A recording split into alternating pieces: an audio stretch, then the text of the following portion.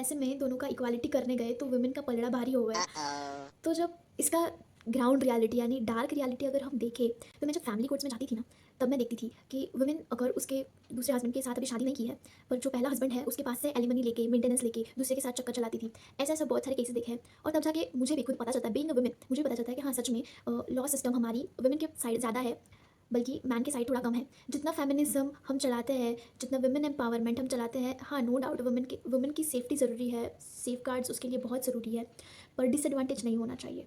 और ऐसे में मैन को फिर ऐसा फ़ील होता है कि लॉज़ हमारे लिए नहीं बने, लॉज़ वुमेन के लिए बने हैं। सारे वुमेन अगर पुलिस स्टेशन में जाते हैं, तो उनकी साइड लेते हैं, हमारी साइड नहीं लेते।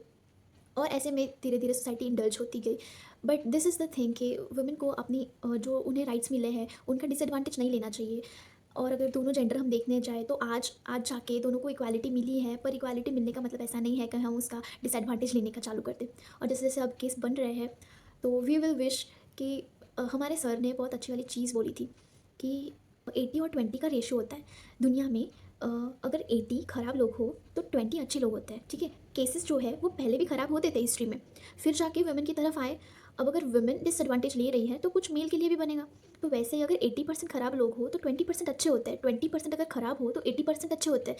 ऐसे ही जो यूनिवर्स है वो खुद को चेंज करता रहता है। अगर 20 लोग अच्छे हो गए, 80 बहुत खराब है, फिर चेंज होके फिर से जो न्यू जनरेशन बनेगी उसमें 80 अच्छे आएंगे, 20 खराब होंगे।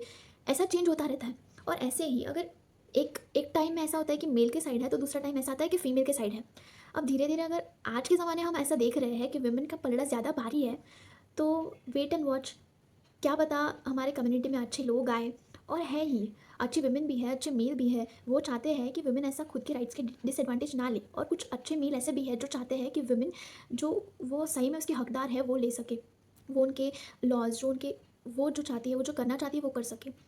और ऐसे ही हम सोसाइटी को चेंज कर सकते हैं। दोनों की अगर सोच हम सही इक्वल बना दें, तो ऐसे हम सोसाइटी में बहुत अच्छा वाला चेंज ला सकते हैं। And that is only my thing, in my opinion. Not targeting any buddy, not targeting any community, not targeting any particular gender, but this is the only thing in my opinion. Women की safety भी बहुत ज़रूरी है और man की safety भी बहुत ज़रूरी है।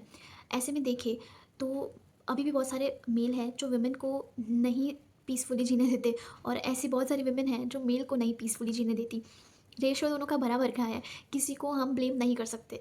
पर द थिंग इज़ कि ऐसे अभी जो कलयुग चल रहा है, अभी जो ज़माना चल रहा है, इसमें हम थोड़ा-सा बच के चलें और हमारा पार्टनर सही से चूज़ करें, वाइज़ली चूज़ करें, उससे पहले देख परख के अच्छे से और वाइज़ली चूज़ करें। तो this will lead to a better society. Understanding रखें और ये सारा चीज़ें अगर हम खुद में इन्वॉल्व करें ना, कुछ लेट गो करने की चीज़ें, तो फिर society will lead to a better one.